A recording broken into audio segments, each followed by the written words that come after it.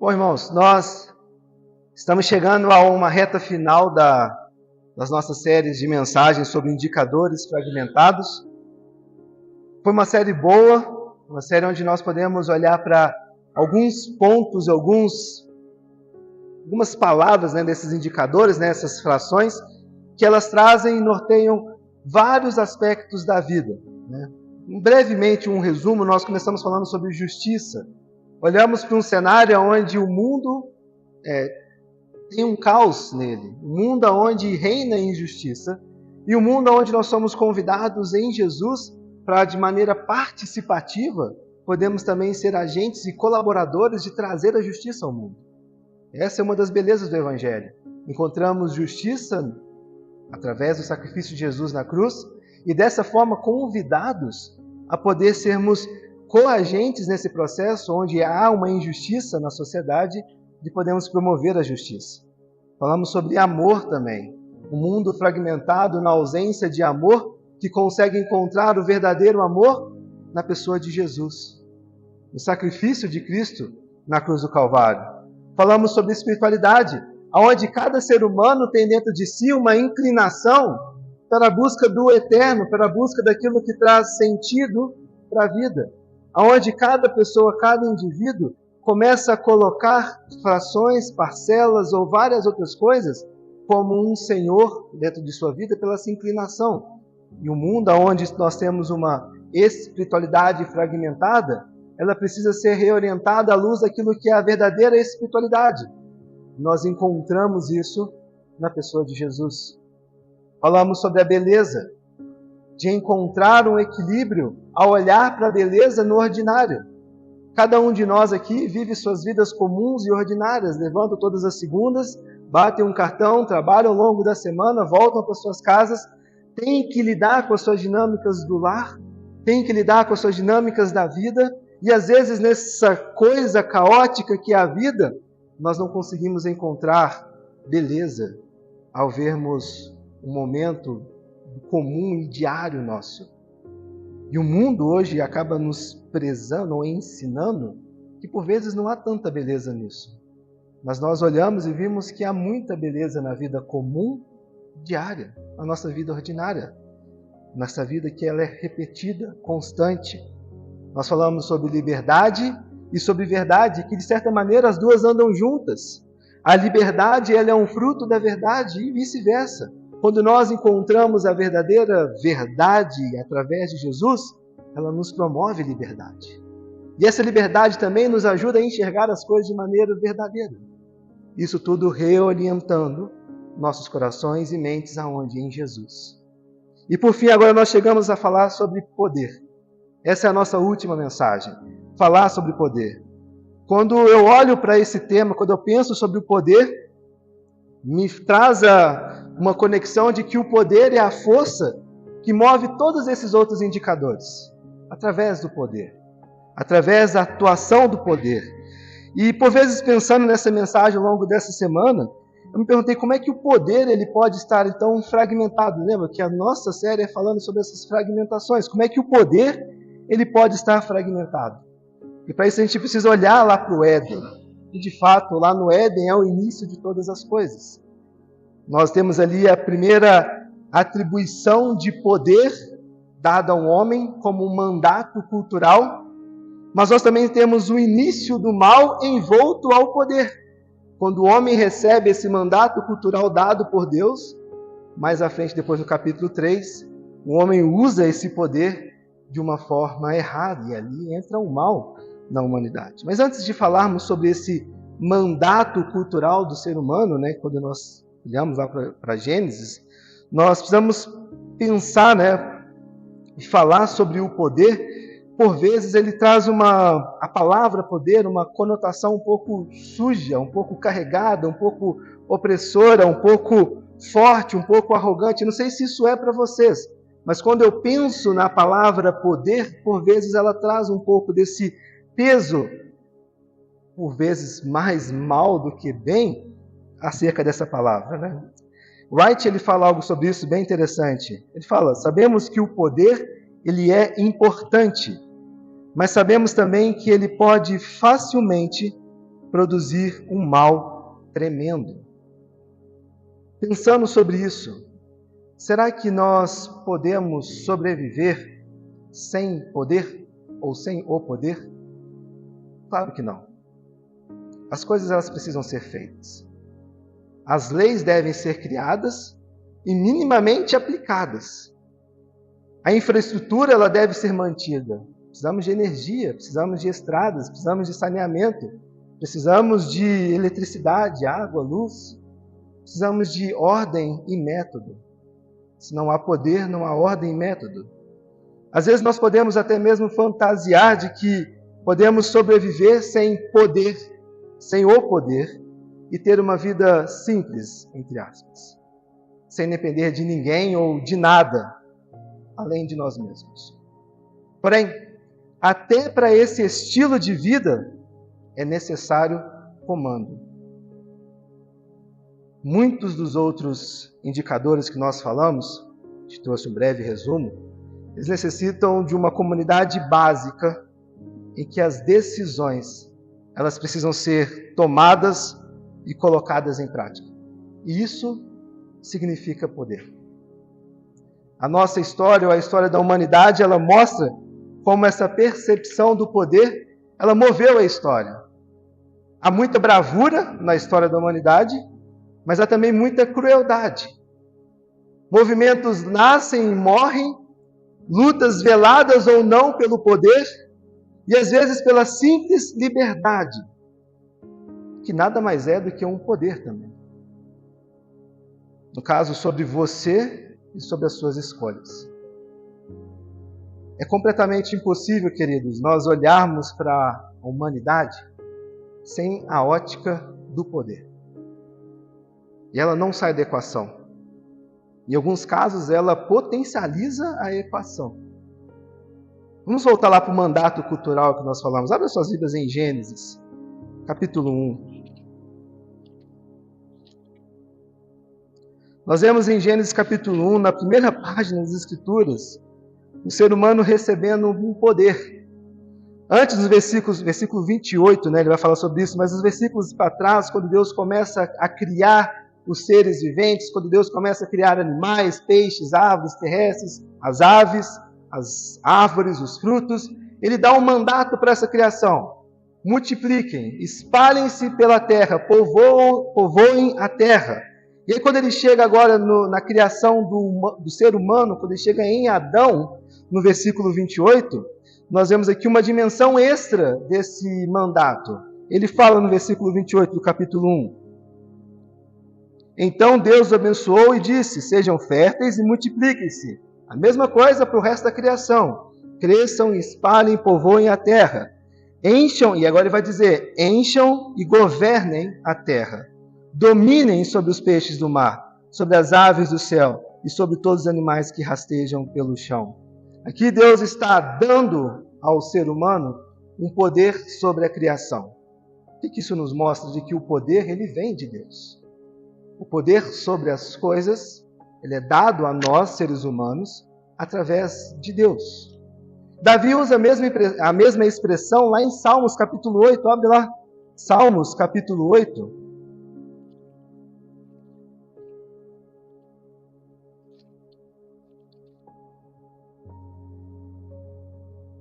No versículo 6, ele vai dizer, tu os encarregastes de tudo o que criastes, e puseste sobre a autoridade deles todas as coisas. A palavra autoridade é a mesma palavra usada lá em Gênesis, sobre o domínio, sobre tenham poder sobre a criação. Então, o que nós estamos olhando aqui, de que esse poder, de que essa autoridade que nós recebemos sobre todas as coisas, elas vêm de Deus. Nós temos diversas outras passagens nas Escrituras que nos apontam falando sobre essa autoridade e sobre poder. E as Escrituras também nos ensinam sobre como lidar com o poder. De que forma nós podemos lidar com o poder. E uma delas é através da sabedoria. Não é a única, mas é através da sabedoria. Lá em Reis, capítulo 3, versículo 6, abre lá também. Reis, 1 Reis, capítulo 3.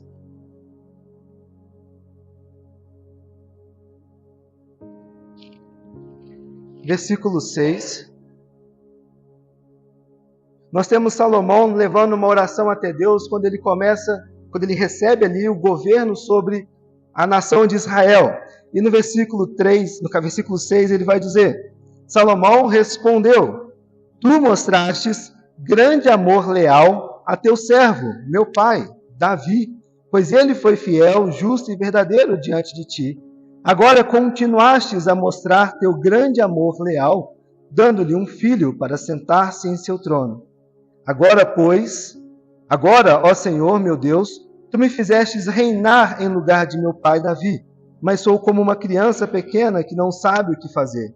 Aqui estou, no meio do teu povo escolhido, uma nação tão grande e numerosa que nem se pode contar. Dá a teu servo um coração compreensivo, para que eu possa governar bem o teu povo, e saber a diferença entre o certo e o errado, pois quem é capaz de governar sozinho este teu grande povo? Aqui nós temos Salomão pedindo a Deus que dê a ele sabedoria para poder lidar com essa missão, com essa grande tarefa que ele tinha para poder governar o povo de Israel. E a gente observa depois nos vários outros escritos de Salomão, somente em Provérbios, como que ele nos ensina e remete ao princípio da sabedoria. Como ele nos remete a olhar para a sabedoria para poder lidar não só com o poder, com todas as outras esferas da vida, mas usar da sabedoria com discernimento. Ele fala para saber o certo e o errado, para que ele governe bem. É um dos princípios que o poder deveria ser baseado. O poder deveria ser voltado. Nós, seres humanos, queridos, somos chamados a sermos sábios para podermos descobrir que por meio da reverência humilde diante do Deus Criador e vivo, nós alcançaremos a percepção e o entendimento de como gerenciar não só as nossas próprias vidas, mas também todos os aspectos do mundo em que nós vivemos. Nós encontramos isso aonde? Nas Escrituras.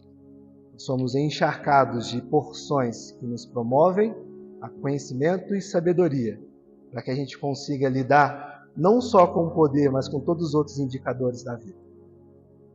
Como trazer isso que nós estamos falando, essa perspectiva da sabedoria e do poder, da sabedoria frente ao poder e à autoridade, lidando com a vida espiritual, ou naquilo que nos compete? Como que a gente pode trazer essa perspectiva? 2 Coríntios capítulo 12, talvez um dos textos mais icônicos das Escrituras, 2 Coríntios capítulo 12. A gente vai ler toda a parte do texto, mas bem no verso final do capítulo 10, Paulo vai nos dizer o seguinte: pois quando sou fraco, então é que sou forte. Vamos lá no primeiro versículo do capítulo 12. É necessário prosseguir com meus motivos de orgulho, mesmo que isso não me sirva de nada. Vou lhes falar agora das visões e revelações que recebi do Senhor. Conheço um homem em Cristo que há 14 anos foi arrebatado ao terceiro céu. Se foi no corpo ou fora do corpo, não sei. Só Deus o sabe. Sim, somente Deus sabe se foi no corpo ou fora do corpo. Mas eu sei que tal homem foi arrebatado ao paraíso e ouviu coisas tão maravilhosas que não podem ser expressas em palavras. Coisas que a nenhum homem é permitido relatar. Da experiência desse homem, eu teria razão de me orgulhar, mas não o farei. Na verdade, minhas fraquezas são a minha única razão de orgulho. Se quisesse me orgulhar, não seria insensato de fazê-lo, pois estaria dizendo a verdade. Mas não o farei, pois não quero que ninguém me dê crédito além do que pode ver em minha vida ou ouvir em minha mensagem. Ainda que eu tenha recebido revelações tão maravilhosas, portanto, para evitar que eu me tornasse arrogante, foi-me dado um espinho na carne, um mensageiro de Satanás, para me atormentar e impedir qualquer arrogância. Em 3 ocasiões, supliquei ao Senhor que o removesse, mas ele me disse: minha graça é tudo o que você precisa. Meu poder opera na fraqueza. Portanto, agora fico feliz de me orgulhar de minhas fraquezas, para que o poder de Deus opere por meu intermédio. Por isso, aceito com prazer fraquezas e insultos, privações, perseguições e aflições que sofro por Cristo, pois quando sou fraco, é então que sou forte.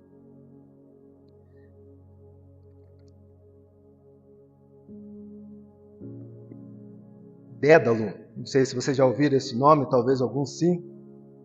Dédalo faz parte da mitologia grega. Ele foi um lendário escultor grego e um artesão. E ele é muito famoso por suas invenções bem inteligentes, né? Provável que ele realmente tenha existido, mas não com o cunho, não com as histórias que foram contadas, né? Com a riqueza dessas histórias. E muito provável que muitas das histórias, como foi dito, elas foram inventadas ou criadas para poder falar mais sobre Dédalo e sobre quem ele era. Dédalo foi a Creta, onde ele trabalhou com o rei Minos, e ali ele construiu um labirinto para esse rei. Talvez você já ouviu falar sobre o labirinto em Creta. E há muitas outras histórias da mitologia grega falando sobre esse labirinto. Quando Dédalo quis deixar a ilha de Creta, Minos não permitiu que ele saísse da ilha. Então Dédalo começou a pensar como ele poderia fugir daquela ilha, como ele poderia sair daquela ilha. E ele descobriu um jeito de voar daquela ilha em direção à Grécia. E Dédalo fez penas de pássaros, ele fez asas de penas de pássaros, e ele prendeu em seus braços e seus ombros como uma forma de poder voar. E ele prendeu elas com graxa para poder sair de Minos, de sair da ilha de Creta. Ele fez isso com ele e também fez isso com o seu filho. Talvez você já viu esse nome, Ícaro. E ele fez com Ícaro também. E ali os dois começaram a voar, saindo da ilha, indo em direção à Grécia, por aquele caminho. E Ícaro, vendo que ele tinha uma nova forma de viajar, ele ficou vislumbrado com aquela nova maneira. Ele achou aquilo o máximo. E de repente ele perdeu o foco, que era sair da ilha em direção à Grécia. E ele começa a subir em direção ao sol. E Dédalo, querendo dizer para o seu filho, não faça isso, Ícaro, muito obstinado, começa a subir mais e mais, não ouvindo o que Dédalo estava dizendo. E ao quão mais perto ele chegava do sol, mais quente ficava, e com isso derretia as graxas que estavam segurando as penas. Dessa forma, as graxas derreteram, as penas caíram, e Ícaro cai no mar, e ele se afoga. Qual é a moral dessa história? A moral ela é óbvia, né? Não voe muito alto, pois você pode se dar mal no final. Não seja muito orgulhoso, nem confie demais nas coisas estranhas que podem acontecer, ou tudo poderá sair terrivelmente errado no final. O que nós encontramos nessa passagem de Coríntios 12, ela é uma espécie de versão cristã, entre aspas, novamente, dessa lição de Dédalo e de Ítalo. Paulo está falando aqui, queridos, as suas experiências espirituais e extraordinárias. Experiências que foram abundantes as que ele passou e que ele teve. E ao mesmo tempo, ele também está dizendo que de um espinho na carne, para que ele lembre sobre essas experiências, para que ele lembre sobre quem as deu essas experiências e para que ele lembre o motivo, a razão pelo qual ele está vivendo a vida dele. A parte do contexto, né, desse texto, isso se encontra nas duas cartas de Coríntios. A gente estudou um tempo atrás, na 1 Coríntios, né, a gente viu muito sobre os mestres, os falsos mestres, principalmente no capítulo 11, o anterior a esse capítulo, há muito daquela ideia das experiências. Os falsos mestres, ou aqueles que queriam ensinar, aqueles que tinham influência no meio do povo, através da retórica, do conhecimento, exaltavam as experiências espirituais que eles tinham e começavam a falar e a ensinar entre as pessoas.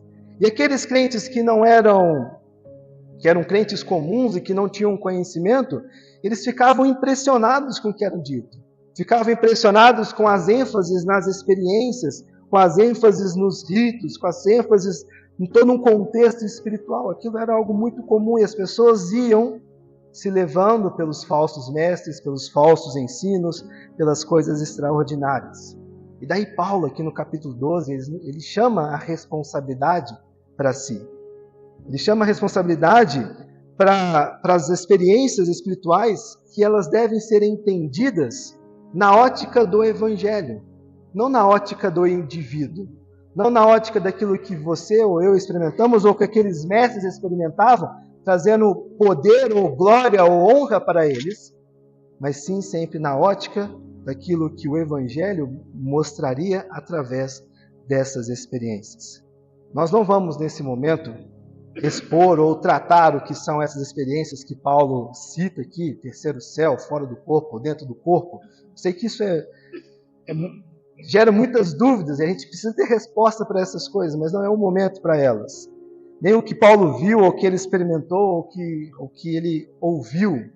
Mas o foco aqui está de que nessa experiência e como ele trata essa experiência na ótica do poder e da autoridade. Um parêntese é que visões e revelações, elas certamente acontecem. Eu acredito que elas acontecem.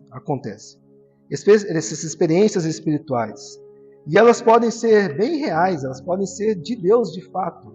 Mas um ponto muito chave nas experiências espirituais é que elas não são dadas às pessoas para tornar as pessoas especiais. Elas são dadas para que Deus seja glorificado de alguma forma e para que Deus fale com o indivíduo, ou a pessoa, um homem ou mulher, ou um contexto, de alguma forma. E quando a gente pensa que a experiência é para nós vamos muito alto demais, achando que essa experiência diz respeito a nós, as nossas vidas. Mas, de novo, elas acontecem em algum contexto para que a glória seja de Deus, e para que Deus receba o louvor e a instrução através daquilo. A gente fecha parênteses aqui. Paulo, claramente, ele fala que Deus, nesse contexto todo, pôs nele um espinho na carne para que ele pudesse sempre se lembrar de que não é com méritos no que ele faz, não é com mérito no que ele pode promover, não é nas perseguições que ele passou, nas mortes que ele deixou de ter, nos apedrejamentos que ele passou, nos naufrágios que ele passou, nas inúmeras almas que estavam ouvindo o que ele estava dizendo, não é no poder da autoridade dele. E ele diz que Deus colocou nele esse espinho na carne. Nós não sabemos do que se trata esse espinho, mas sabemos que ele orou, e ele diz aqui 3 vezes para que Deus retirasse esse espinho da carne. Que ele orou 3 vezes para que Deus pudesse ouvir a oração dele. E ele queria ter a resposta para que não tivesse mais aquele espinho. Mas ele teve a resposta que Deus queria que ele tivesse. Minha graça te basta. Meu poder chega à perfeição na sua fraqueza. Essa lição que ele está tentando ensinar nas 2 cartas de Coríntios é a lição de que quando sou fraco, é aí que sou forte. O poder de Deus, queridos, e o poder humano não são a mesma coisa. Em geral, o segundo poder, o humano, ele precisa ser totalmente destruído para que o primeiro possa brilhar, para que o primeiro possa reinar, para que o primeiro poder, o poder de Deus, possa governar nossas vidas. O que nós aprendemos e podemos aplicar de tudo isso? A melhor sabedoria aplicada ao poder é a descentralização, é o retirar do centro. Deus não nos mede pelo tanto que nós temos. Deus não nos mede pelo tanto que nós sabemos. Deus não nos mede pelo tanto que nós experimentamos. Não é pelo nosso poder, não é pela nossa força, não é pela nossa capacidade, não é pela nossa autonomia, mas sim pela nossa fraqueza. Isso, queridos, é completamente antagônico à nossa sociedade. Uma sociedade que preza que você tem que ter, que você tem que experimentar, que você tem que se impor, que você tem que ser maior, que você tem que ter muito mais do que os outros, que você tem que medir o seu crescimento, o seu conhecimento com base naquilo que você faz. Existe sim, isso é real, isso tem que acontecer de alguma certa forma, mas isso não deve definir as nossas vidas. Isso não deve ser maior do que o poder de Deus em nós. Isso não deve ser e não pode ser maior do que as nossas vidas se chegarem até Deus. Não chegamos até Deus achando que somos crentes demais e podemos nos chegar aqui, pregar, cantar, atuar de alguma forma, fazer algo para Deus. Não é com base no que nós adquirimos, mas é com base naquilo que Deus promove e faz em nossas vidas. Nas oportunidades que Ele nos dá quando nós saímos do centro. Só que esse sair do centro, na perspectiva do mundo hoje, é algo que não é aceitável. Porque, tecnicamente, você é o protagonista da sua vida. Coisa que eu mais escuto hoje dentro da indústria é você é o protagonista da sua carreira. E de fato sou. De fato, com base no que eu faço, aquilo vai determinar a minha carreira. Aquilo determina a minha vida. Mas entender de que todas as esferas da nossa vida, por mais que ela tenha atuações humanas, elas precisam ser impulsionadas, movidas, direcionadas por Deus, pelo poder de Deus em nós. E através disso, experimentarmos grandes coisas. Já pararam para pensar que decisões que vocês tomam, que eu tomo, que nós tomamos, isso muda gerações? Pais, as decisões que vocês tomam mudam a geração de seus filhos e de seus netos. Talvez dos seus bisnetos. Na verdade, toda geração que está por vir. As decisões que nós tomamos dentro do nosso trabalho mudam, de certa forma, a nossa carreira, mudam o nosso emprego. Como líder, muda a vida das pessoas que você lidera. Como empreendedor, determina a dinâmica da sua vida, da família, do lar. Como empregado, determina resultados da empresa e determina a minha colocação, a minha estadia ali. Decisões que nós tomamos com base em poder ou em confiança que nós temos mudam muitas coisas. E se esse poder, se essa autoridade, se essa forma de poder direcionar e ditar a vida não tiver reorientada, serão expressões do nosso coração. No coração a gente sabe que ele é pecador, que ele é falho, que ele busca várias outras coisas para poder nortear e direcionar. O verdadeiro poder, queridos, ele não vem, não depende de nós. O verdadeiro poder, ele é de Cristo. A descentralização da vida nos dará todas as autonomias que imaginarmos para viver a nossa vida. Quando nós saímos do centro das decisões, do centro do poder, do centro da autoridade, do centro do domínio, e deixamos Jesus reinar, governar, dominar nossas vidas, nós vamos ter outros olhos para poder experimentar as decisões que nós tomamos. Nós vemos isso em Cristo crucificado. A morte de Jesus na cruz é uma expressão dessa descentralização. Ele poderia muito bem não estar ali. Ele tinha um plano, uma missão, que nós estivéssemos aqui agora. Nós só vamos conseguir reorientar essa perspectiva do poder quando, de fato,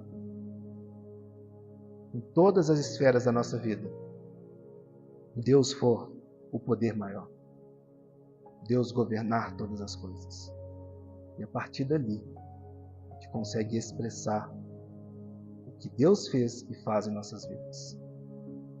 Quando sou fraco, é que sou forte. Uma fraqueza que para muitos é impossível, é errada, é burrice, é tolice. Em Jesus nós vemos que é muito maior do que isso. O convite que eu faço a você, a nós, a nossa igreja, e fechando principalmente essa nossa série de mensagens, essa minissérie, é que todos esses indicadores que nós falamos aqui, eles são muito reais na vida. Nossa vida é norteada por esses 7 princípios, de certa forma. E percebam que todas elas, se não houver Jesus no centro, nada vai funcionar. Se não houver Jesus no centro, se não houver uma descentralização de nós mesmos, das nossas vontades, vão ser somente expressões de corações pecadores e falhos. Talvez algumas dessas caiba a nós uma reflexão de que será que precisamos realinhar ou reorientar nossos corações? E se precisamos, de que forma nós podemos fazer isso? As Escrituras nos ensinam sobre isso. Nas Escrituras nós encontramos todas as porções de sabedoria que nós precisamos. Lidar com todas elas.